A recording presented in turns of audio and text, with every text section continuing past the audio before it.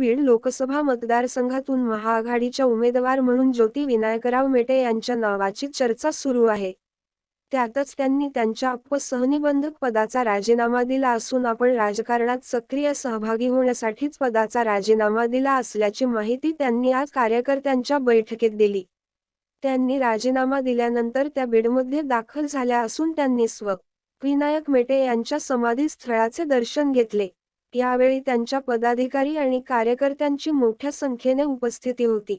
आपण बीड लोकसभा मतदारसंघातून लढवण्यास इच्छुक असल्याचे त्यांनी स्पष्ट केले आहे.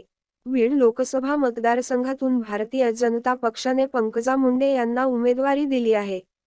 तर दुसरीकडे महाविकास आघाडीच्या वतीने या जागेवर ज्योती मेटे यांनी उमेदवारी द्यावी, असा आग्रह शरद पवार यांच्याकडे केला आहे.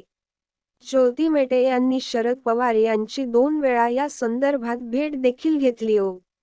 त्यामुळे बीड लोकसभा मतदारसंघातून महाविकास आघाडीच्या ज्योती मेटे याच उमेदवार असतील, अशी शक्यता वर्तवली जात आहे. मात्र, याबाबत शरद पवार यांनी त्यांचा निर्णय जाहीर केलेला नाही. मात्र, असे असले तरी ज्योती मेटे यांनी बीड लोकसभा मतदारसंघातून लढवण्याची तयारी सुरू केली आहे.